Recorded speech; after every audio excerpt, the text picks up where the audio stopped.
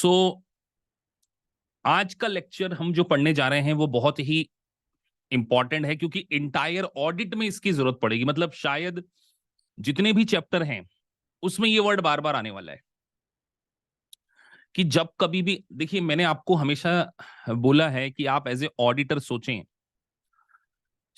जब कभी भी आप ऑडिट करने जाएंगे तो आप जनरली ऑडिट क्या करते हैं? फाइनेंशियल स्टेटमेंट का ऑडिट करते हैं। तो जब आप किसी कंपनी के फाइनेंशियल स्टेटमेंट का ऑडिट करने जाते हैं तो आपको हमेशा असेसमेंट करना पड़ता है, रिस्क असेसमेंट। क्या करना पड़ता है सर? रिस्क असेसमेंट प्रोसीजर लगानी पड़ती है। बताइए क्यों लगानी पड़ती है? जरा एक चैट बॉक्स में आंसर दीजिए कि why risk assessment procedure is required in audit. मैं देखना चाहता हूं कि आप जनरल अभी भी सोच पा रहे हैं कि नहीं सोच पा रहे हैं। तो देखिए सामने ही लिखा है, लेकिन आप लोगों ने नहीं सोचा। Assessing risk of material misstatement. अब देखिए, अभी बहुत सारे बच्चों ने चैट बॉक्स में आंसर लिखा, to determine the audit risk. तो आई गुरनूर ने ठीक लिखा। तो आपको हमेशा ये समझना है कि बीइंग ए ऑडिटर आपका टास्क क्या है। आपको हमेशा फाइनेंशियल स्टेटमेंट का ऑडिट करते समय यही सोचना है कि फाइनेंशियल स्टेटमेंट कहीं से मटेरियली मिस स्टेटेड तो नहीं है, कि कहीं सर फाइनेंशियल स्टेटमेंट में किसी प्रकार का कोई मिस स्टेटमेंट हो, और वो मिस स्टेटमेंट भी क्या है? मटेरियल, मतलब सिग्निफिकेंट लेवल का तो नहीं है। इस बात के लिए ही तो हम क्या करते हैं? रिस्क का असेसमेंट करते हैं। चलिए, अब आपसे एक क्वेश्चन जनरल पूछते हैं, क्योंकि बहुत इंपॉर्टेंट क्वेश्चन पूछ रहा हूं। आप एक माउंटेन पे चढ़ना चाहते हैं, माउंटेन पर चढ़ना चाहते हैं कि यार इस माउंटेन पे हम चढ़ेंगे, और आपको रिस्क असेसमेंट करना है। तो रिस्क असेसमेंट के लिए क्या क्या चीजें, क्या किस चीजों के ऊपर सबसे ज्यादा फोकस करोगे आप? या आप एक कार चलाना चाह रहे हो, क्योंकि ये बात आपके दिमाग में आती है कि नहीं आती है, मैं देखना चाहता हूं कि आप एक कार रेस में पार्टिसिपेट करना चाहते हो और आपने सोचा कि यार कार चलाना है, रिस्क तो है। तो रिस्क को असेस करने के लिए क्या चीजें सबसे इंपॉर्टेंट होती है?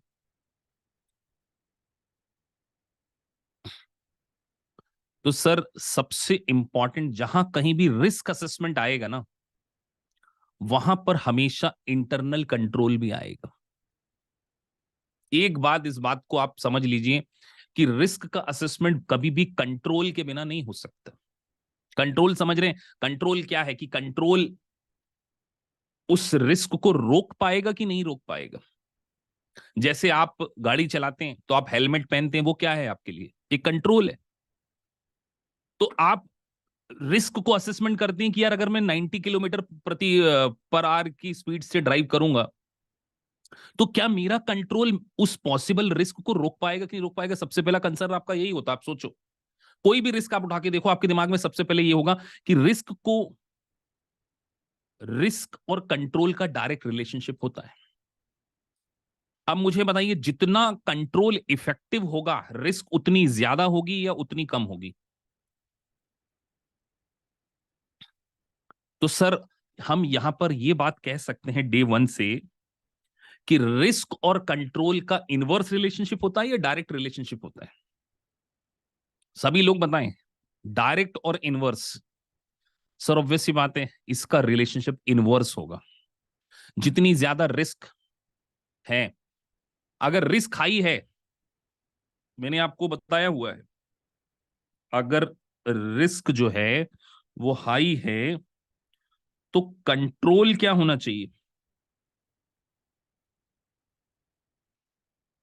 लो होगा, तभी तो रिस्क हाई होगी।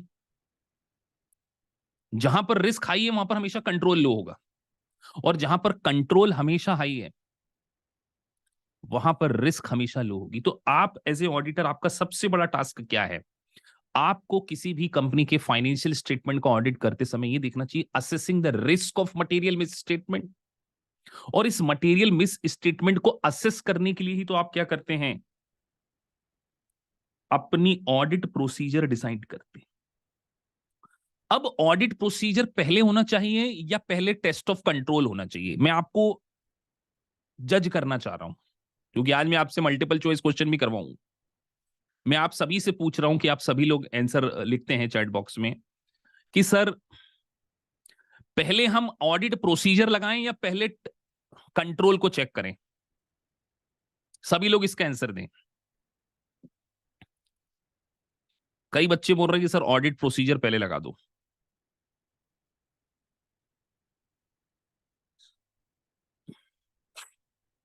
बेटा ऑडिट प्रोसीजर पहले कैसे लगाओगे आप? ऑडिट प्रोसीजर और कंट्रोल का भी आपस में रिलेशनशिप है। अब मैं आपसे एक सिंपल सा क्वेश्चन पूछता हूं। देखो ये बात आप जब तक नहीं समझोगे मुझे आगे बढ़ने में मजा नहीं आएगा। आप किसी कंपनी के कैश को चेक कर रहे हो, तो चेक करना है उसके पहले उसका कंट्रोल देखते हैं या कंट्रोल बाद में देखते हैं? कंट्रोल क्या कि सर कहीं जो कंट्रोल है वो इनइफेक्टिव तो नहीं है जिसके कारण फ्रॉड हो जाए, तो पहले कंट्रोल को चेक चेक किया जाता है। और अगर कंट्रोल अच्छा है तो बहुत ज्यादा चेक करोगे या कम चेक करोगे? तो आपकी जो ऑडिट प्रोसीजर है वो कहीं ना कहीं डायरेक्टली रिलेशनशिप है। ऑडिट प्रोसीजर का रिलेशनशिप किससे होगा? इनवर्स रिलेशनशिप या डायरेक्ट रिलेशनशिप? अगला क्वेश्चन, ऑडिट प्रोसीजर का रिलेशनशिप क्या होगा? इनवर्स होगा या डायरेक्ट होगा? किससे? कंट्रोल से। सर कंट्रोल अगर हाई है, अप जा रहा है, मतलब मैंने एरो बना दिया है, कंट्रोल अगर हाई है तो आप ऑडिट प्रोसीजर क्या कर सकते हो? लो लगा सकते हो।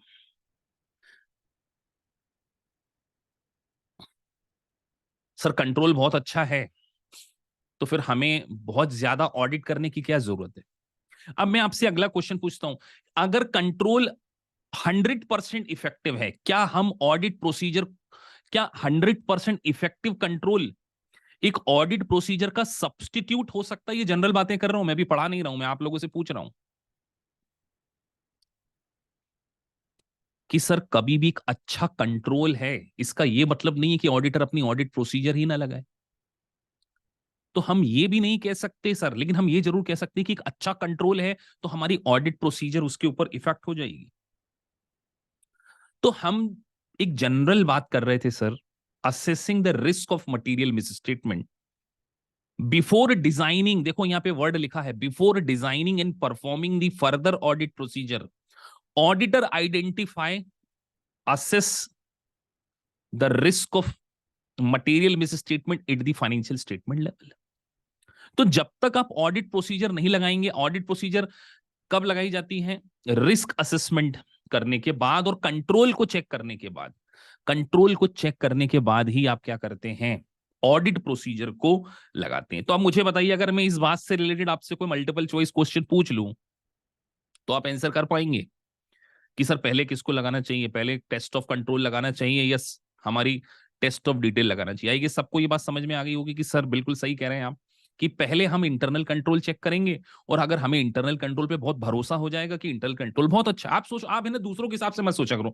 मैंने आपको बोला आप एज ए ऑडिटर हो, आप एक कंपनी में गए, कंपनी में आपको स्टॉक चेक करना है, तो क्या सीधे स्टॉक को काउंट करना शुरू कर दोगे? पहले क्या बोलोगे, यार आपके स्टॉक में किसी प्रकार का कोई मिस स्टेटमेंट तो नहीं हो जाता, यहां से कोई चोरी तो नहीं हो जाती, कोई इंटरनल कंट्रोल है क्या? तो मैनेजमेंट क्या बोलेगा? मैनेजमेंट आपसे बोलेगा ना कि हाँ देखो सर हमने सीसीटीवी कैमरे लगाए हुए हैं, सीसीटीवी कैमरे लगाए हुए हैं, और यहां से जैसे ही स्टॉक अगर बिना कोड के जाता है तो सीधे हॉर्न आवाज आता है, सायरन बज जाता है। आपने बताओ आपने कौन सी ऑडिट प्रोसीजर लगाई? अब मैं आपसे ये पूछना चाह रहा हूं, आपने आपने ये टेस्ट ऑफ कंट्रोल के लिए क्या किया? मैं अब आपसे पूछना चाह रहा हूं आपने क्या किया? इस वर्ड को जाकर, जो इस वर्ड को मैंने बोला कि आपने टेस्ट ऑफ कंट्रोल के लिए कंपनी के मैनेजमेंट से पूछा कि यार ये जो स्टॉक है ये, इसके लिए इंटरनल कंट्रोल क्या है? तो कई बच्चे लिख रहे हैं ये एनालिटिकल प्रोसीजर है। ना ना ना ना, it is not analytical procedure, it is called inquiry. ये इंक्वायरी है या कैलकुलेशन है? ये वर्ड बहुत छोटे छोटे हैं लेकिन बहुत इंपॉर्टेंट है। तो मैं अब आपसे कहूं कि इंक्वायरी आप as a test of control में लगाएंगे या सब्सटेंटिव प्रोसीजर में लगाएंगे, तो आप हमेशा क्या बोलेंगे? मैं आपको चीजें लॉजिक के साथ में याद करा रहा हूं, आप देख रहे हैं मैंने आपको क्या बोला कि आपने मैनेजमेंट के पास गए और मैनेजमेंट से आपने पूछा कि भैया आपका जो स्टॉक है वो चोरी तो नहीं हो जाता, तो क्या कंट्रोल लगाया है आपने?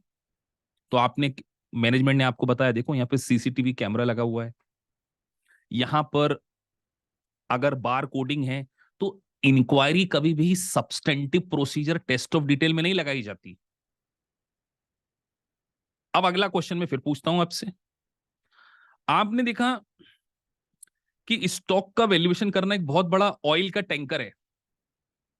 अब ऑयल के टैंकर को क्लोजिंग डेट पे काउंट कर रहे हैं, तो आपने देखा कि जो वहां का जो लेबर है वो एक बहुत बड़ा एक रॉड रॉड लेता है और वो टैंकर में डालता है और सारे टैंकरों में डाल के बताता है कि यार इतना इतना इसका लेवल है। आप मुझे बताओ, आप ये सब्सटेंटिव प्रोसीजर लगा रहे हो या आप टेस्ट ऑफ कंट्रोल कर रहे हो? अगेन मैं आपसे पूछ रहा हूं, आपने देखा कि एक बहुत बड़े टैंकर में वहां की जो लेबर है वो एक सरिया डालकर एक लोहे की राड को डालकर उसका लेवल चेक कर रही है, तो आप ये क्या कर रहे हो? मैं अगेन आपसे पूछना चाह रहा हूं, इस मेथड का कुछ नाम दोगे आप? इसको क्या कर रहे हो आप? फिर मैं एक इंग्लिश में वर्ड बोलूंगा, आप बोलोगे हाँ सर बिल्कुल सही है। नहीं, टेस्ट ऑफ कंट्रोल तो है, लेकिन इस मेथड का नाम क्या है? इसको क्या बोलना चाहिए? ये एनालिटिक्स है क्या ये भी, या ऑब्जर्वेशन है? अब आप मेरे वर्ड सुन के तुरंत बोल दोगे ऑब्जर्वेशन। आपने देखा कि स्टॉक की जो काउंटिंग हो रही है वो हम ऑब्जर्वेशन कर, तो अब मैं आपसे फिर पूछूं, क्या ऑब्जर्वेशन हम टेस्ट ऑफ डिटेल में लगाएंगे या टेस्ट ऑफ कंट्रोल में लगाएंगे? तो आप हमेशा क्या बोलोगे? सर ऑब्जर्वेशन भी हमेशा टेस्ट ऑफ कंट्रोल। आप मुझे बताओ, क्या आप इस चीजों को याद कर सकते थे कि observation inquiry test of detail में नहीं लगती, हमेशा टेस्ट ऑफ कंट्रोल में लगती है? और टेस्ट ऑफ कंट्रोल किसके लिए किया जाता है? टेस्ट ऑफ कंट्रोल वर्ड हमेशा किसके लिए यूज किया जाएगा? जल्दी बताइए सर। टेस्ट ऑफ कंट्रोल हमेशा यूज किया जाएगा इंटरनल कंट्रोल के चेकिंग के लिए। वेरी गुड, कि टेस्ट ऑफ कंट्रोल वर्ड हमेशा होगा इंटरनल कंट्रोल। तो ये बात भी आपको समझ में आएगी। अब मैं आपसे एक और क्वेश्चन पूछता हूं, आपने किसी कंपनी की कैश बुक को चेक करना है और आपने अकाउंटेंट से बोला कि यार कैश बुक में जो भी वाउचर कटते हैं उस पे एक सीनियर मैनेजर के सिग्नेचर होने चाहिए, इसको क्या बोलेंगे? What is this? ये इंटरनल कंट्रोल है या ये आपका कि ये जो कैश में एक्चुअल में पेमेंट हुआ है, तो सर हमने यहां पर क्या किया, एक वेरिफिकेशन किया है, इसको हम क्या बोलेंगे? वेरिफिकेशन बोलेंगे। तो ये भी कहीं ना कहीं क्या है? वेरिफिकेशन है। तो सर वेरिफिकेशन, ऑब्जर्वेशन, इंक्वायरी। चलिए एक और क्वेश्चन पूछता हूं मैं आपसे, आपने किसी कंपनी के स्टॉक रजिस्टर में फीफो और लीफो मेथड से स्टॉक का वैल्यूएशन देखा कि यार फीफो के हिसाब से किया है, आपने वो वापस से उसका रिकैलकुलेशन करके देखा। क्या करके देखा? रिकैलकुलेशन। तो कहीं ना कहीं ये भी एक, तो observation, observation, inquiry, reperformance, these all are part of internal control. इसको हम क्या बोलते हैं? तो सर आपने हमको एक बात आज बहुत अच्छे से समझा दी कि आप इंटरनल कंट्रोल को चेक करते हैं, उसके बाद ही आप क्या करते हैं? अपनी ऑडिट प्रोसीजर को क्या करते हैं? लगाते हैं।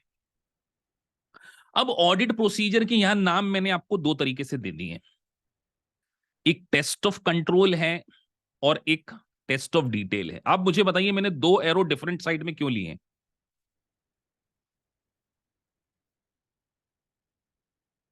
क्या आप इससे एक एनालिसिस करेंगे? टेस्ट ऑफ कंट्रोल रेड है तो टेस्ट ऑफ डिटेल ग्रीन है, कुछ पर्पस ही होगा। तो सर हम ये कहना चाहते हैं हम कुछ मैसेज देना चाहते हैं आपको कि अगर आपका test of control right side जा रहा है, या मगर मेरे हिसाब से देखा जाए तो टेस्ट ऑफ कंट्रोल मेरे लेफ्ट में है और टेस्ट ऑफ डिटेल में राइट साइड में बता रहा हूं, तो सर कहीं ना कहीं अब डायरेक्ट रिलेशनशिप है या इनवर्स रिलेशनशिप को मैसेज देना चाह रहे हैं हमें? तो सर अगर टेस्ट ऑफ कंट्रोल को चेक करने के बाद हमने ये डिसीजन ले लिया कि कंपनी का कंट्रोल इफेक्टिव है, तो हम कहीं ना कहीं हमारी टेस्ट ऑफ डिटेल को क्या कर सकते हैं, थोड़ा सा लो साइड पर रख सकते हैं। ये बात अब बहुत अच्छे से आप बताओगे। ऑब्वियस सी बात है सर, हमने देखा कंपनी ने सीसीटीवी कैमरे लगा रखे हैं, कंपनी ने बाहर कोडिंग कर रखी है, कंपनी ने सेग्रीगेशन ऑफ ड्यूटी कर रखी। अब मुझे बताओ, आपने देखा कि कंपनी ने कैश कहते स्टॉक को, स्टॉक कीपर को अलग पर्सन रखा हुआ है, जो माल रिसीव करता है वो अलग पर्सन है, जब गुड्स का डिस्पैच होता है तो डिलीवरी करने वाला अलग पर्सन है। तो ये सेग्रीगेशन ऑफ ड्यूटी को जब हम देख रहे हैं तो ये टेस्ट ऑफ कंट्रोल है या टेस्ट ऑफ डिटेल है? Segregation of duty. आप बताइए, मैं तो आपसे प्रैक्टिकल एग्जांपल पूछ रहा हूं, आपको क्या लग रहा है? It is a part of test of control और टेस्ट ऑफ डिटेल, क्योंकि ऑडिट का तरीका मेरा यही है पढ़ाने का। अब कई बच्चे लिख रहे हैं टेस्ट ऑफ डिटेल। बेटा सेग्रीगेशन ऑफ ड्यूटीज हमेशा टेस्ट ऑफ कंट्रोल होगा, ना कि टेस्ट ऑफ डिटेल। क्योंकि आप क्या देख रहे हो, आप देख रहे हो ना कि यार एक कंपनी का कंट्रोल इतना बढ़िया है कि वो एक काम के लिए अलग अलग पर्सन रख रहा है। मतलब स्टॉक की डिलीवरी लेने वाला पर्सन अलग है, स्टॉक रजिस्टर में एंट्री करने वाला पर्सन अलग है। तो आपको हमेशा ये ध्यान रखना है कि एग्जामिनर आपसे मल्टीपल चॉइस क्वेश्चन में यही तो पूछेगा, segregation of duty, test of control और टेस्ट ऑफ डिटेल। तो टेस्ट ऑफ कंट्रोल। तो सर हम ये भी कह सकते हैं कि दोनों का रिलेशनशिप क्या है, इनवर्स। अब हम इसको थोड़ा सा डिटेल में पढ़ते हैं। तो सर अल्टीमेटली दोनों ही क्या है, ऑडिट की प्रोसीजर हैं। ये बात तो श्योर है कि both of these are auditing procedure. और दोनों का पर्पस क्या है? obtain evidence about effectiveness of internal control and the accuracy of the financial transaction and account balance। तो मुझे बताइए, अगर किसी कंपनी के टेस्ट ऑफ कंट्रोल में इफेक्ट, अगर टेस्ट ऑफ कंट्रोल इफेक्टिव नहीं है तो क्या उसका फाइनेंशियल स्टेटमेंट एक्यूरेट हो सकता है? अब खुद बताओ, एक कंपनी है, आप जिसके फाइनेंशियल स्टेटमेंट का ऑडिट करने जा रहे हो और उसका इंटरनल कंट्रोल इतना अच्छा नहीं है, बताइए internal control ultimately financial statement को कैसे अफेक्ट करता है?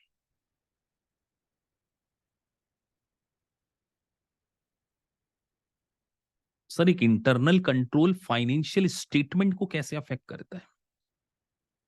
सर अगर किसी कंपनी का इंटरनल कंट्रोल अच्छा नहीं होगा तो उसका जो डेटा है वो भी एक्यूरेट नहीं होगा, और जब डेटा ही एक्यूरेट नहीं होगा तो विदाउट एक्यूरेट डेटा आप किसी कंपनी का फाइनेंशियल स्टेटमेंट बना रहे हैं तो वो कैसे फेयर प्रेजेंटेशन हो सकता है? तो ऑब्वियस सी बात है उसमें मटेरियल बेसिस स्टेटमेंट होने के चांसेस है। बहुत सिंपल सिंपल सी बातें, लेकिन जब आप पढ़ेंगे तो आपको कंफ्यूजन हो सकता है, इसीलिए मैंने एज ए निमोनिक टेक्निक से नोट्स बना के दे रहा हूं मैं। तो सर एग्जाम में या जब भी एमसीक्यू सॉल्व करेंगे तो टेस्ट ऑफ कंट्रोल जहां भी वर्ड आएगा वहां पर हमारा पूरा फोकस होगा ऑपरेटिंग इफेक्टिवनेस। अब ये भी बड़ा इंपॉर्टेंट है, ऑपरेटिंग इफेक्टिवनेस। आपने बहुत सारे सिग्नल देखे होंगे जब आप गाड़ी चलाते हैं ट्रैफिक पे, रेड, ग्रीन और येलो। वो क्या है? इंटरनल कंट्रोल है कि नहीं है, कि लोग ट्रैफिक सिग्नल को फॉलो करें। अब आपने दो सिटी को कंपेयर करना है, आपने एक इंदौर को करना है और आपने एक भोपाल को करना है। यहां पर सिग्नल के साथ में कैमरे भी लगे हैं, सीसीटीवी लगी हुई है, और यहां पर सीसीटीवी नहीं लेकिन यहां पर सिग्नल है। तो आप खुद ही डिसीजन ले लोगे सर कि इंदौर का जो ट्रैफिक सिग्नल है वो ऑपरेटिंग इफेक्टिवनेस है। तो इंटरनल कंट्रोल के साथ में एक और इंपॉर्टेंट वर्ड आ गया सर, कि इंटरनल कंट्रोल में हम सबसे पहले ये देखते हैं कि इंटरनल कंट्रोल ऑपरेटिंग है और वो इफेक्टिव भी है। मतलब केवल ऐसा नहीं है कि इंटरनल कंट्रोल एक डिजाइन बना के रख दिया आपने। जैसे सोचो एक कंपनी ने डिजाइन बना के रख दिया कि भैया जो भी सेल्स होगी उसके लिए सेल्स ऑर्डर आएगा, तो आपने एक फ्लो चार्ट तो बना दिया। तो इंटरनल कंट्रोल डिजाइन करने से नहीं होता, डिजाइन करने के साथ साथ इंटरनल कंट्रोल क्या होना चाहिए, ऑपरेशन में भी होना चाहिए, और ऑपरेशन के साथ में वो इफेक्टिव भी होना चाहिए। तो मैंने अभी आपको एग्जांपल दिया था कि observe how employ follow establish procedure. तो जहां कहीं भी आप ऑब्जर्व कर रहे हैं, इसका मतलब आप टेस्ट ऑफ कंट्रोल कर रहे हैं। Examine the document that demonstrate that. अब कई बार बच्चे एग्जामिन द डॉक्यूमेंट सुनकर ऐसा बोल देते हैं कि सर अगर हमने डॉक्यूमेंट को देखा तो इसका मतलब टेस्ट ऑफ डिटेल हो गया। नहीं। तो मैं आपसे पूछूं, अगर फ्लो चार्ट को चेक कर रहे हो तो टेस्ट ऑफ डिटेल है या टेस्ट ऑफ कंट्रोल है? जहां आपको डिमॉन्स्ट्रेशन मिल रहा है, डिमॉन्स्ट्रेशन समझ रहे हो ना, डिमॉन्स्ट्रेशन। सच में ऐसे क्वेश्चंस हैं। डिमॉन्स्ट्रेशन मतलब टेस्ट ऑफ कंट्रोल। आपने फ्लो चार्ट देखा जहां से आप विजुलाइज कर सकते हो, तो जहां कहीं भी विजुलाइजेशन आएगा वहां पर टेस्ट ऑफ कंट्रोल आएगा, टेस्ट ऑफ डिटेल नहीं आएगा। आप इंटरव्यू कर रहे हैं लोगों का, रिलेवेंट पर्सन का, तो आप अगेन टेस्ट ऑफ कंट्रोल कर रहे हैं। तो ऑब्जर्वेशन और examination document that demonstrate word जहां भी देखेंगे आप समझिए कि सर हम क्या कर रहे हैं, टेस्ट ऑफ कंट्रोल कर रहे हैं, टेस्ट ऑफ डिटेल। अब मैं आपसे एक और क्वेश्चन पूछता हूं, क्या हम test of detail before test of control apply कर सकते हैं?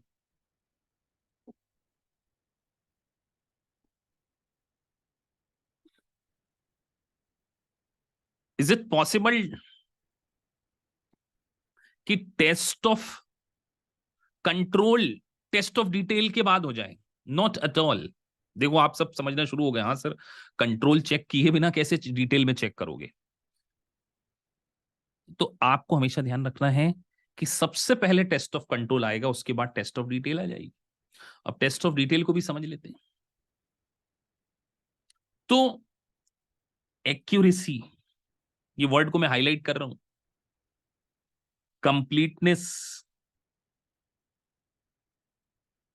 Of transaction, account balance and disclosure in the financial statement का मतलब टेस्ट ऑफ डिटेल हो।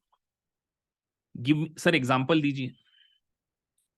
सर एक कंपनी के ऊपर लिटिगेशन चल रहा है, कंपनी ने अपने फाइनेंशियल स्टेटमेंट में उस बात को डिस्क्लोज कर दिया कि हमारे ऊपर लायबिलिटी आ सकती है। Example of test of detail और टेस्ट ऑफ कंट्रोल, फट से बता दोगे सर? डिस्क्लोजर, वर्ड क्लिक हो जाएगा आपको। डिस्क्लोजर मतलब सर टेस्ट ऑफ डिटेल, बता दोगे ना?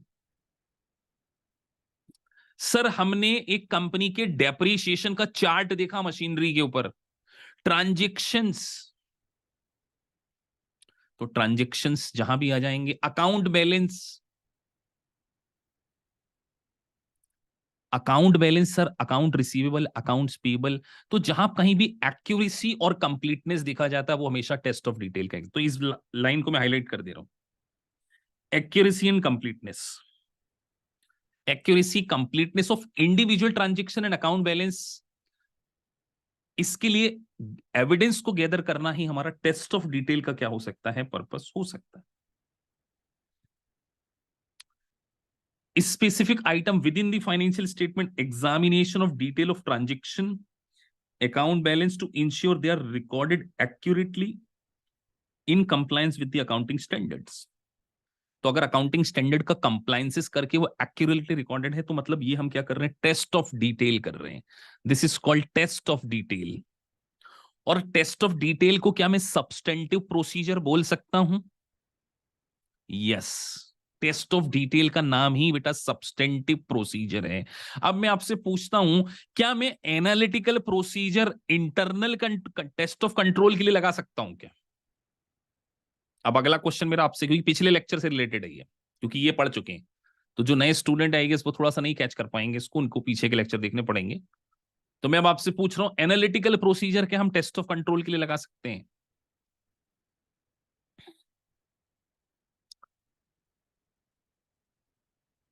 तो सर एनालिटिकल प्रोसीजर के लिए तो हम फाइनेंशियल स्टेटमेंट के डेटा को उठाते हैं, तो फिर कंट्रोल कहां से चेक करेंगे उसमें? तो जनरली एनालिटिकल प्रोसीजर जो है वो टेस्ट ऑफ डिटेल के लिए यूज की जाती है, टेस्ट ऑफ कंट्रोल के लिए यूज नहीं की जाती। चलो कोई भी एक एग्जांपल बता दो कि सर हम टेस्ट ऑफ कंट्रोल चेक कर लेंगे, तो मैं मान जाऊं कि एनालिटिकल प्रोसीजर लगा के आपने टेस्ट ऑफ कंट्रोल चेक कर लिया। दे दो एग्जांपल अगर आपको आता है।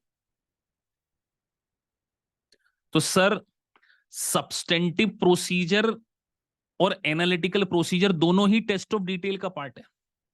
बात याद रहेगी कि नहीं रहेगी? याद नहीं, समझी हुई होगी कि नहीं कि सर टेस्ट ऑफ डिटेल के अंदर ही क्या आता है? Substantive analytical procedure. और सब्सटेंटिव एनालिटिकल प्रोसीजर क्या है वो हम ऑलरेडी पढ़ चुके हैं। अब मैं आपसे पूछता हूं कि आपने एक कंपनी के अकाउंट रिसीवेबल, आप एज ए ऑडिटर हो, आप एक कंपनी के ऑडिटर हो, आपने सभी एआर को, अकाउंट रिसीवेबल को एक लेटर लिखकर उनसे बैलेंस कॉन्फर्मेशन मांगा कि आपको वाकई कंपनी को $10,000 देना है। इसके लिए आपने एक लेटर पर, अपनी ऑडिटिंग लेटर पर एआर से कॉन्फर्मेशन की डिमांड की है। ये टेस्ट ऑफ डिटेल है या टेस्ट ऑफ कंट्रोल है?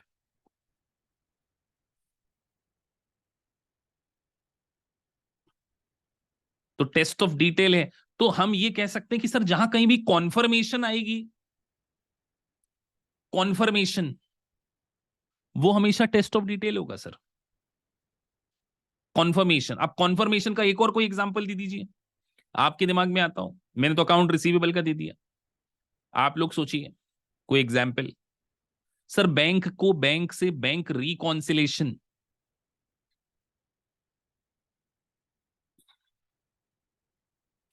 अब मैं आपसे अगला क्वेश्चन पूछता हूं, ध्यान से सुनना।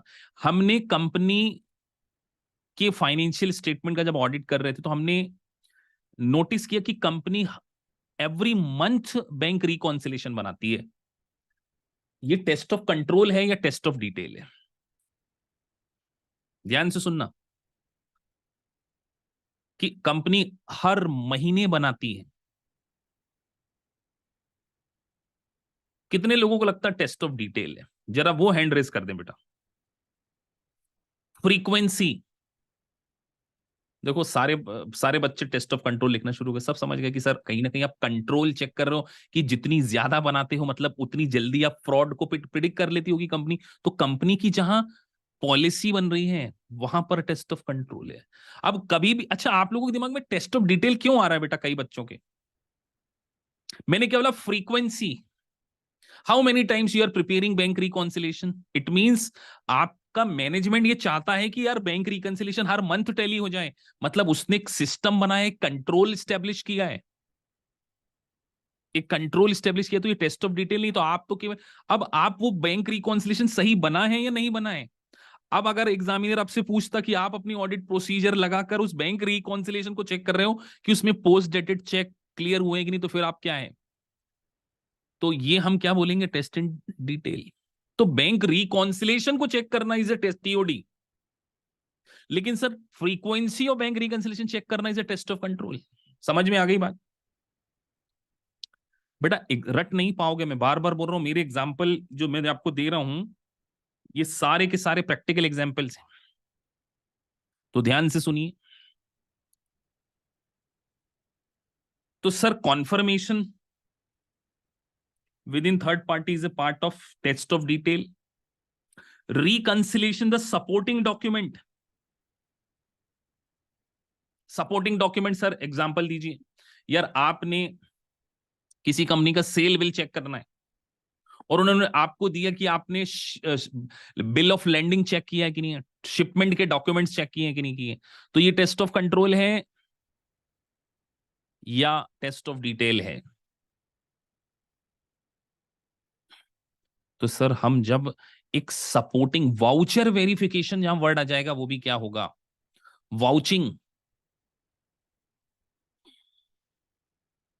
तो voucher verification is a part of test of detail. Getting my point? चलिए आगे बढ़ते जाते हैं। तो हमने एक वर्ड यूज किया था सब्सटेंटिव प्रोसीजर। तो सब्सटेंटिव प्रोसीजर क्या है?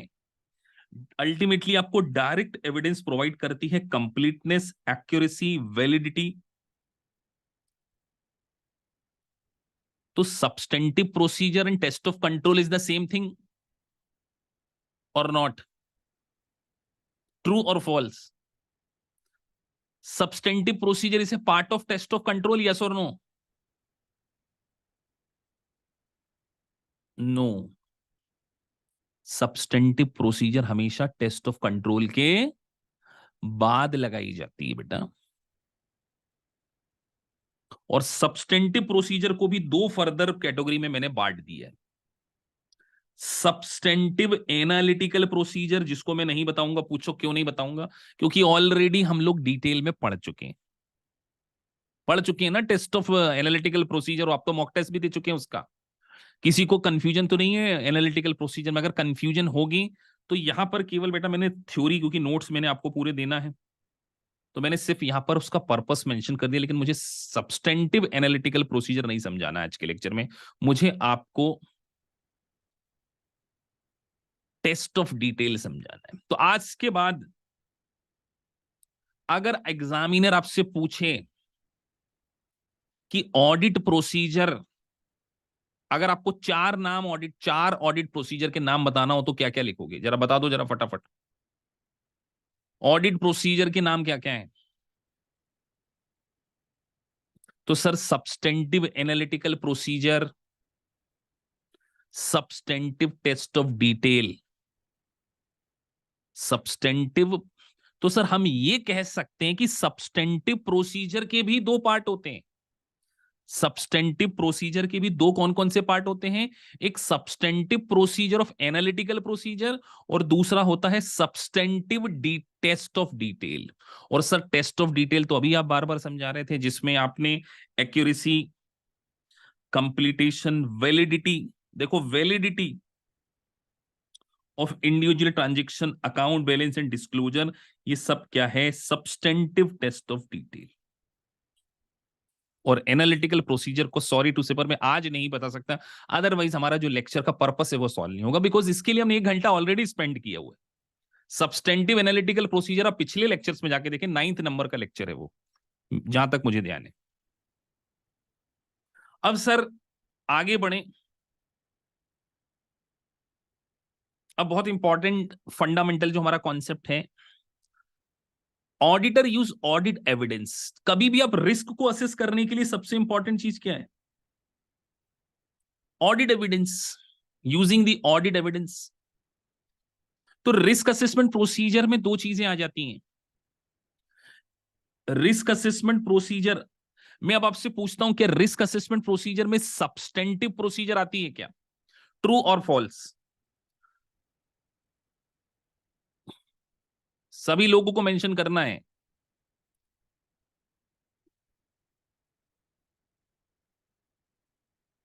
कि sir risk assessment procedure substantive procedure का पार्ट है क्या? ट्रू और फॉल्स? इतना लिखने में समय लग रहा है? नहीं बेटा, ये फॉल्स होगा। पूछो क्यों? बेटा रिस्क असेसमेंट प्रोसीजर के बाद हम सब्सटेंटिव प्रोसीजर लगाते हैं। क्यों नहीं आप समझ पा रहे? इतनी देर से मैं आपको बार बार समझा रहा हूं कि जब आप रिस्क असेसमेंट प्रोसीजर में क्या करते हो, सर टेस्ट ऑफ कंट्रोल करते हैं। और टेस्ट ऑफ कंट्रोल का आइडिया लगने के बाद आप डिसाइड करते हो कि आपको कौन सी ऑडिट प्रोसीजर लगानी है, टेस्ट ऑफ डिटेल लगानी है या एनालिटिकल प्रोसीजर लगानी है। ये कैसे डिसाइड होता है? कंट्रोल को चेक करने के बाद। बात समझ में आई कि नहीं आई? कि सर रिस्क असेसमेंट प्रोसीजर मतलब इवैल्यूएशन ऑफ इंटरनल कंट्रोल। मैं ये बात कहूं तो ट्रू हो या फॉल्स बोलोगे? रिस्क असेसमेंट प्रोसीजर मतलब sir evaluation of internal control. और भी सिंपल लैंग्वेज में कि sir risk assessment procedure is a part of evaluation of the control. और कंट्रोल में सबसे इंपॉर्टेंट चीज देखी जाती है कि वो इंप्लीमेंटेड है या नहीं। मतलब रिस्क असेसमेंट प्रोसीजर में भी आप क्या देख रहे हो कि सर जो कंट्रोल है वो डिजाइन है या नहीं है। और देखो डिजाइन के साथ साथ एग्जामिनर आपको यहीं पर चेक करेगा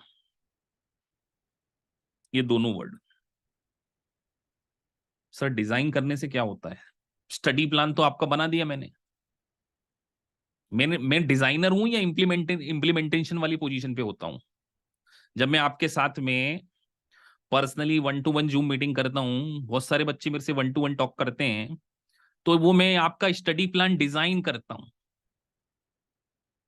और अल्टीमेटली आप क्या करते हैं? उसको इंप्लीमेंट कुछ करते हैं, कुछ नहीं करते हैं। जो करते हैं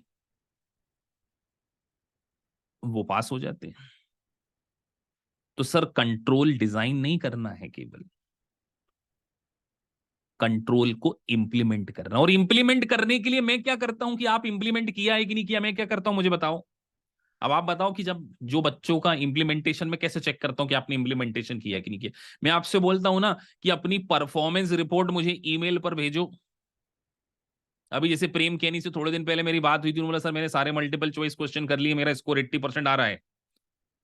अभी अंकुर से थोड़े दिन पहले मेरी बात हो रही थी, अंकुर तुम्हारा जैसे 10 जनवरी को पेपर है, तो मैंने तुमसे बोला कि भैया अब तो मेरा mock test 2 mock test pass कर लो, उसके बाद हम एग्जाम फॉर्म फिल करेंगे। तो आप क्या कर रहे हैं? ऑब्जर्वेशन, डिजाइन, इंप्लीमेंटेशन और अपनी ऑडिट प्रोसीजर से आपकी उस परफॉर्मेंस को मैं क्या करता हूं? चेक करता हूं। तो रिस्क असेसमेंट प्रोसीजर डिजाइन और इंप्लीमेंटेशन दोनों से क्या होती है? और रिस्क असेसमेंट ही डिटरमाइन करता है। आपको मजा आ जाना चाहिए लाइन सुनकर। Nature, timing, extent of further audit procedure. तभी तो आपने बोला कि सर अगर इंटरनल कंट्रोल स्ट्रांग है, मैं अपनी ऑडिट प्रोसीजर को लेस परवेसिव, लेस कम कॉम्प्रिहेंसिव रखकर भी क्या कर लूंगा? अपना काम चला लूं।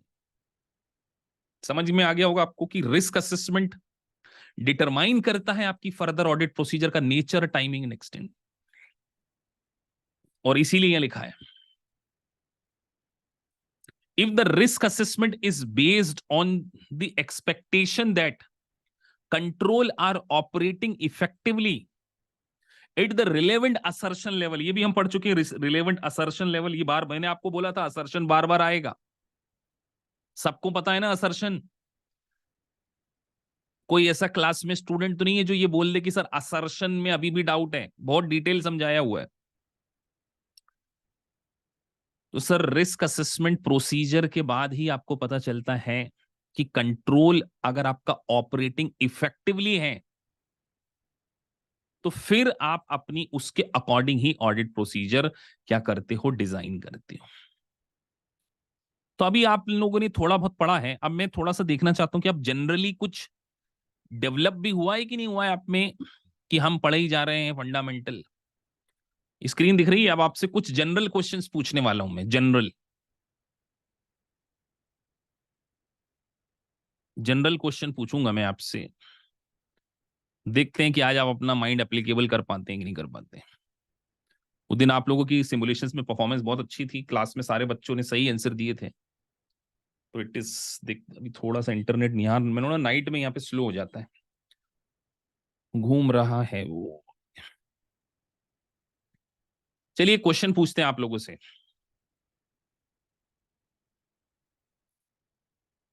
अगर कंट्रोल इफेक्टिव है, डिटेक्शन रिस्क हाई होगी या लो होगी? जो पुराने स्टूडेंट, कंट्रोल इफेक्टिव है, डिटेक्शन रिस्क हाई रखना पसंद करोगे या लो?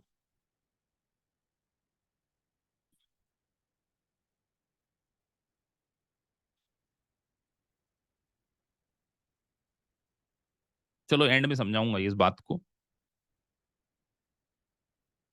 चलिए आपके सामने क्वेश्चन आ गया जो हमने पढ़ा है। An auditor wishes to evaluate design and perform test of control over client cash disbursement procedure. If the control leave no audit trail, documentary evidence auditor most likely with test procedure by. अब देखो उन्होंने एक आपसे question क्या पूछा है कि आप किसी कंपनी का इंटरनल कंट्रोल जो है लिख रहे हैं ना, wish to evaluate design and perform test of control, मतलब आप इंटरनल कंट्रोल चेक कर रहे हो।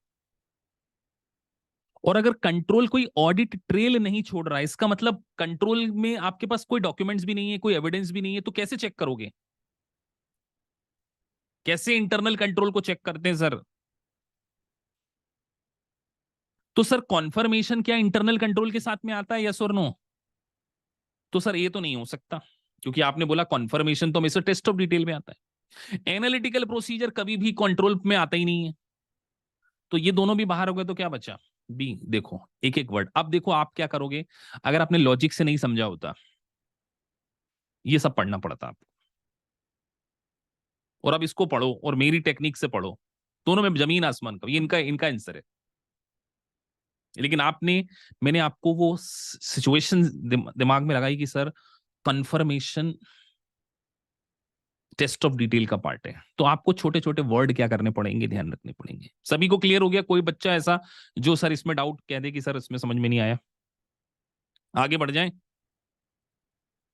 चलिए।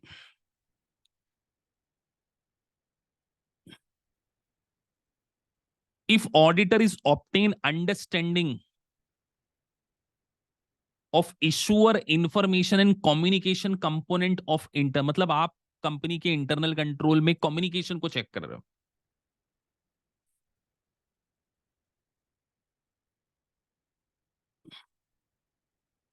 Which of the following factor should auditor assess? ये तो सर जनरल नॉलेज से क्वेश्चन का आंसर देना है।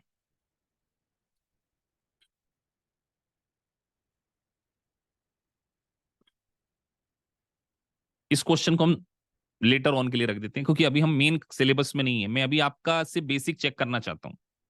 तो अभी मैंने उस टेक्निकल, मैं अभी पहले बेसिक चेक कर रहा हूं। ये तो आंसर देना चाहिए आप सभी को। Auditor use assess risk of material misstatement. Assess risk of material misstatement किसके साथ में आएगा?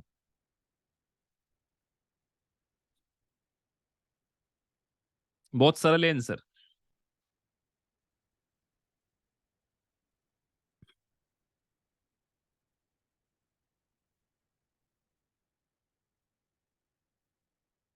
अब कई बच्चे अकाउंट बैलेंस ट्रांजैक्शन के साथ में इंटरनल कंट्रोल को यूज कर रहे हैं। Sir assessment of material miss statement, assess risk, ये तो सर इंटरनल कंट्रोल का ही पार्ट होता है।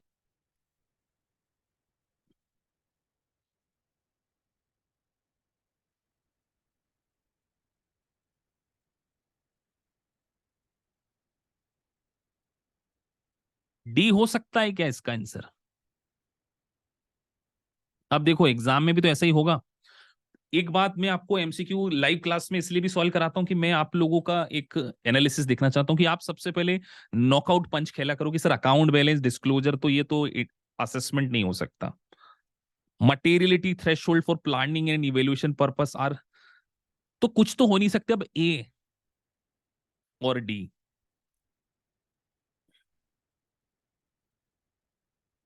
कि सर अब कई बच्चों ने डी बोला है, मैं तो चार्टर्ड अकाउंटेंट स्टूडेंट का इंतजार कर रहा हूं कि वो क्या बोलते हैं। क्योंकि आप हो सकता है रट्टा मार के जाएं कि सर जहां कहीं भी असेसमेंट आता हम इंटरनल कंट्रोल को घुसेड़ देते हैं, तो एग्जामिनर को भी ये पता होता है कि आप कुछ चीज रट के आए हैं। तो मेजोरिटी ए में बोल रही है तो मैं ए में क्लिक कर रहा हूं। बस मैंने इसीलिए बोला था कि आप रट के आएंगे कि इंटरनल कंट्रोल जहां कहीं भी देखा वहां असेसमेंट नहीं आएगा, लेकिन एक डिटेक्शन रिस्क जो अभी आपको पुराने, इसलिए तो मैंने आपसे बोला था, क्वेश्चन पूछा था डिटेक्शन रिस्क। सर अगर एक इंटरनल कंट्रोल बहुत ज्यादा स्ट्रांग होगा, ध्यान से सुनना, तो आप रिस्क कम होगी या ज्यादा होगी आपके डिटेक्ट करने की? अब इस बात को मैं समझाऊंगा। इसके लिए मुझे आपको डिटेक्शन रिस्क समझाना पड़ेगा बेटा। सर डिटेक्शन रिस्क क्या है? सबसे पहले तो आप पिछले लेक्चर को ध्यान से समझ सुनिए। डिटेक्शन रिस्क क्या थी सर? डिटेक्शन रिस्क थी कि ऑडिटर की ऑडिट प्रोसीजर मिस स्टेटमेंट को ढूंढ पाएगी कि नहीं पाएगी। तो आप डिटेक्शन रिस्क हाई रखना चाहते हो या लो? पहले तो मुझे ये बताओ बेटा, ये आप लो चाहते हो या हाई चाहते हो? बस मैं आपसे पूछना चाह रहा हूं, लो या हाई?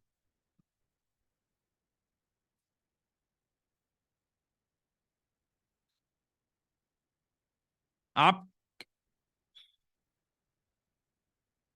सर, डिटेक्शन रिस्क लो या हाई का क्वेश्चन रेक्टाफिकेशन से तो नहीं आएगा। मतलब आप किसी कंपनी का ऑडिट करने जा रहे हो तो आप बहुत ज्यादा रिस्क ले सकते हो। मतलब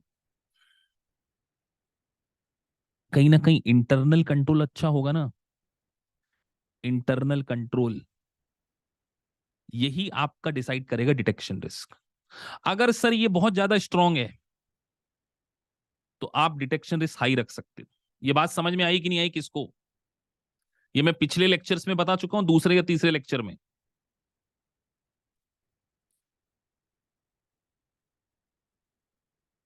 सर किसी कंपनी का आप सोचो, किसी कंपनी का पूरा काम कंप्यूटर बेस्ड होता है। पूरा काम किसके बेसिस पे होता है सर? कंप्यूटर बेस पे। तो कंप्यूटर में हम ये मान के चलते हैं कि इंटरनल कंट्रोल स्ट्रांग है, तो आप इस बात की रिस्क ले सकते हो ना यार, सब कुछ ठीक ही होगा, ज्यादा चेक करने की जरूरत नहीं है। ये ऐसा सोच सकते हो कि नहीं, बताओ मुझे।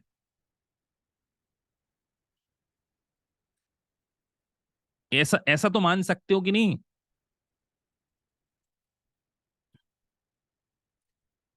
कि सर अगर एक कंपनी अपनी अकाउंटिंग कंप्यूटर पर कर रही है और एक कंपनी अपनी अकाउंटिंग मैन्युअल पर कर रही है, तो आप इस पर ज्यादा भरोसा करोगे, तो आप रिस्क ज्यादा ले लोगे। बोले यार पूरा डिटेल चेक नहीं करना है, रिस्क क्या हो जाएगी यहां पर? हाई हो जाएगी। और अगर यहां पर मैन्युअल है तो यहां पर आप भैया बिल्कुल भी रिस्क नहीं लेना चाहोगे, यार मैं बिल्कुल रिस्क लो रखूंगा। ऐसा सोचोगे कि नहीं सोचोगे? यार नहीं भैया, मैनुअल में गलती हो सकती है, तो हमें बहुत, तो हमें रिस्क बहुत लो रखना है, तो हमें डिटेल चेक करनी पड़ेगी। और यहां पर हम लेस डिटेल भी चेक कर सकते हैं। ये बात आपने सोची कि नहीं सोची?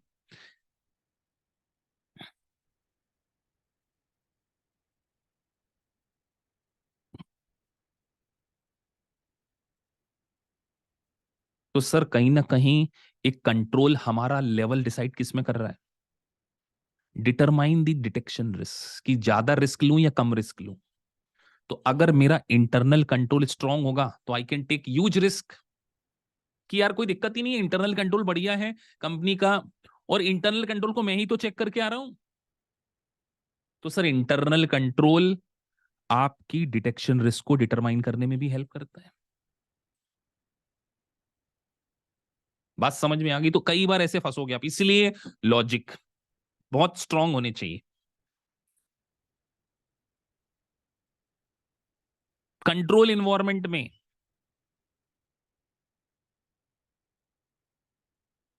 ये गलत कर दिया तो बेटा आप लोगों को फिर बिल्कुल बेसिक कमजोर है। मोइन, आपका क्वेश्चन गलत है, अभी मैं आपको रिस्पॉन्ड करूंगा। ये क्वेश्चन का आंसर सभी को देना है, और मोस्ट लाइकली वर्ड बड़ा इंपॉर्टेंट होता है क्वेश्चन करते समय। हम इंटरनल कंट्रोल केवल डिस्क्लोजर लेवल पे देखते हैं, क्लास ऑफ ट्रांजेक्शन पे देखते हैं, या स्पेसिफिक अकाउंट बैलेंस पे देखते हैं? सर इंटरनल कंट्रोल क्या लिखा है? ये कंट्रोल इन्वायरमेंट लिखा तो है। तो कंट्रोल इन्वायरमेंट क्या किसी एक लेवल पर देखा जाता है कि फाइनेंशियल स्टेटमेंट लेवल पर देखा जाता है? तो आप क्या बोलोगे? सभी लोग ये कह रहे हैं, तो सभी लोग ठीक कह रहे हैं। अच्छा, अब आपको ये बात तो समझ में आ गई होगी सर, रटना नहीं पॉसिबल ही नहीं है सर, रटना रट पाओगे? किसी को लगता है कि सर हम रट लेंगे ऑडिट? जिंदगी निकल जाएगी, आप ऑडिट नहीं रट पाओगे, गारंटी दे रहा हूं मैं। क्रैमिंग है ही नहीं यहाँ पे। चलो ऑडिट, इंक्वायरी, एनालिटिकल प्रोसीजर, ये तो बता ही दो क्या। कंट्रोल में सबसे पहले क्या आता है? सबसे पहले कंट्रोल में क्या यूज करते हो आप? जल्दी बता दो। अभी आपसे पूछा था तो आप सबने बोला था सर इंक्वायरी। अब देखो, अगर आपने समझा है ना तो बेटा आपका समय खराब नहीं होगा। अब आपकी ड्यूटी क्या बनती है कि सर जो भी हम आपसे सुनते हैं उसके हम शॉर्ट में नोट्स बना लें कि कंट्रोल मतलब इंक्वायरी, कंट्रोल मतलब इंस्पेक्शन, कंट्रोल मतलब ऑब्जर्वेशन, कॉन्फर्मेशन मतलब कंट्रोल नहीं हो सकता सर, एनालिटिकल प्रोसीजर मतलब कंट्रोल नहीं हो सकता। तो बेटा एनालिटिकल प्रोसीजर, कैलकुलेशन, ये किसके एग्जांपल हैं जरा बताओगे अब ये तीनों? जल्दी बता दो आप फटाफट। यहां लिख दो अगर आप आज का लेक्चर पूरा अच्छे से समझे हो तो आप बोलोगे sir TOD, test of detail. ये तरीका है ऑडिट पढ़ने का। This is the correct way of reading the audit. कि आपको ये भी समझ में आना चाहिए कि तुक्केबाजी में इंक्वायरी सही नहीं होना चाहिए। आपको ये पता होना चाहिए कि analytical procedure sir substantive procedure है sir. Calculation, external confirmation is a part of test of detail. Verification कर रहे हैं sir, physical verification of asset, तो क्या चेक कर रहे हो बेटा? एग्जिस्टेंस चेक कर रहे हो, एग्जिस्टेंस। फिजिकल वेरिफिकेशन में क्या कर रहे हैं? फिजिकल वेरिफिकेशन किस चीज के लिए चेक किया जाता है? एग्जिस्टेंस के लिए किया जाता है। और एग्जिस्टेंस मतलब फाइनेंशियल स्टेटमेंट का असर्शन। बात क्लियर है? फाइनेंशियल स्टेटमेंट का असर्शन को हम एग्जिस्टेंस बोल सकते हैं, पिछले लेक्चर से कनेक्टेड है। तो एग्जिस्टेंस अगर आप चेक कर रहे हो, चलिए अगले क्वेश्चन पे पढ़ते हैं। ये क्वेश्चन का आंसर आप लोग दो। I will not read any word for this question, क्योंकि यहां पर एक रिस्क का भी आ गया है रूल।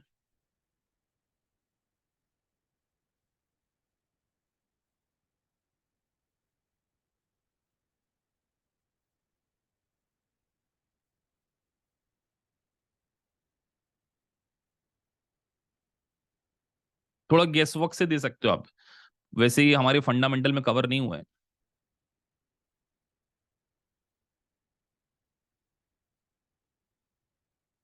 अभी इसको रिलीव कर सकते हैं क्योंकि ये कॉन्सेप्ट अभी हमने पढ़ा नहीं है। अभी जो कॉन्सेप्ट हमने नहीं पढ़ा उसके क्वेश्चन आ रहे हैं, क्योंकि मैं बीच में आपको ले रहा हूं। चलिए ये आप बता पाएंगे। आफ्टर ऑब्टेनिंग, देखो यहां पर एक एक वर्ड मोती होता है ऑडिट में। After obtaining understanding of the internal control in a financial statement audit, auditor has concluded that it is well design and operating effectively. मतलब आपने किस पे भरोसा कर लिया है? आपने कंट्रोल कर लिया है बेटा। कर लिया है कि नहीं कर लिया? टेस्ट ऑफ कंट्रोल हो गया कि नहीं हो गया क्वेश्चन में? क्या हो, कैसे हो गया सर? लिख तो दिया, auditor has concluded that it is well design.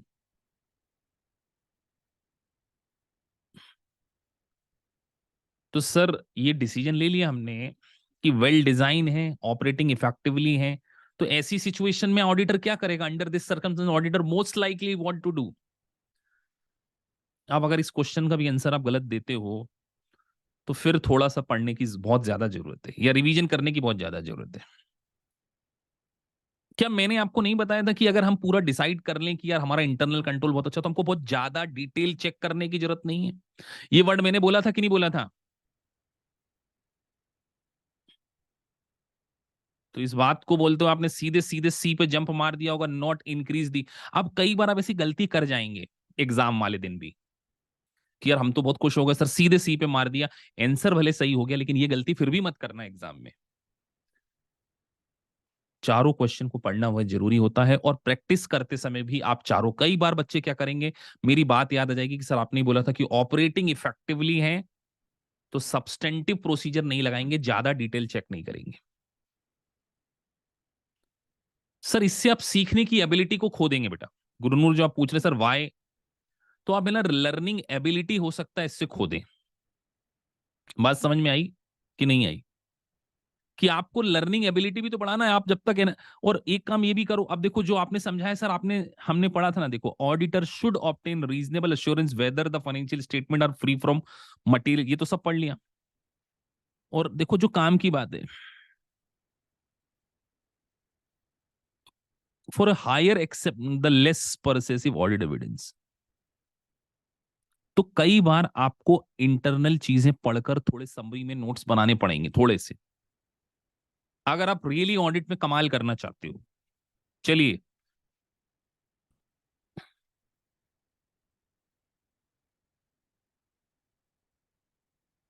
Test of detail है, ध्यान रखना।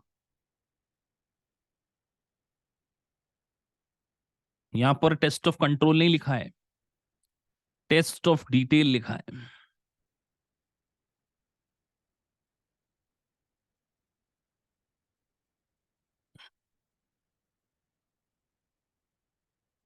क्या test of detail effectiveness of internal control में आता है सर? सी हो सकता है क्या? क्या management assertion that internal control exist and operating effectively, test of detail आता है क्या? क्या planned level of control risk के लिए टेस्ट ऑफ डिटेल कर सकते हैं, या रिलेवेंट असर्शन लेवल के लिए कर सकते हैं? तो आपने, जब मैंने इतना उसके ऊपर फोकस किया, तो आपने तुरंत डी पे दिमाग आपके चला जा सकता है। अब कई बच्चे टेस्ट ऑफ डिटेल के साथ में इंटरनल कंट्रोल को मिक्स करने की कोशिश कर रहे होंगे, तो उनके दिमाग में भी आ रहा होगा, जैसे श्रद्धा के में आ रहा है। बेटा आपका आंसर कई बार हो जाए, गलत हो जाए, चल जाएगा, लेकिन आपका लॉजिक गलत नहीं। मेजोरिटी डी पे जा रही है, तो मैं भी मेजोरिटी के साथ साथ दे रहा हूं, और सही है।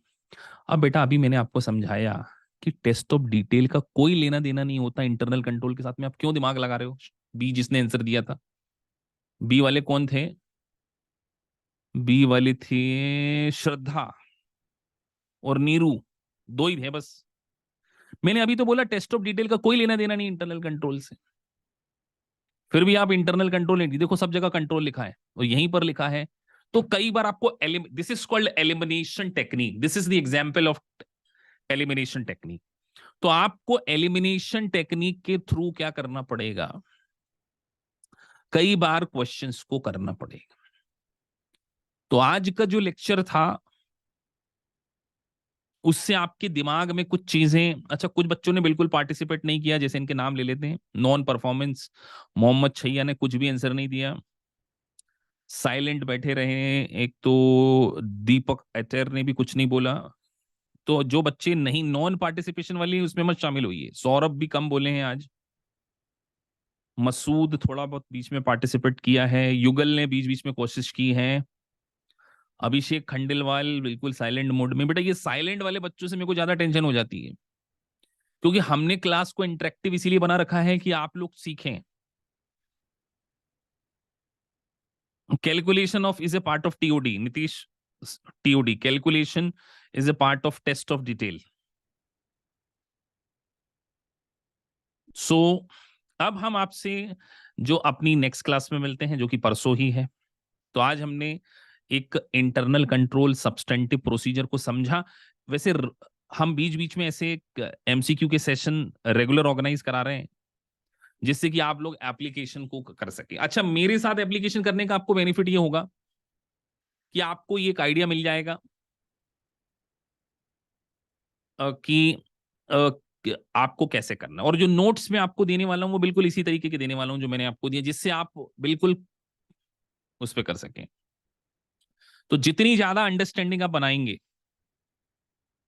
डेफिनेटली शाह, आप डाउट्स मुझे भेज दीजिए मेल पर, आपके सारे डाउट्स को टेक केयर कर लेंगे, कल लाइव क्लास में कंसीडर कर लेंगे। सर फार की प्रिपरेशन करनी है, I am attending the classes but not abled. हाँ अभी आप नहीं कर पढ़ पाओगे अंकुर, अभी तो आपके पेपर देने जा रहे हो आप। नोट्स हमारी, अच्छा कई बच्चे बोले सर ये नोट्स कहाँ पे मिलेंगे, तो बेटा मैं ऑलरेडी 2-3 बार रिपीट कर चुका हूँ। नोट्स लेक्चर के जस्ट नीचे रहते हैं कई बच्चों को। एक सेकेंड,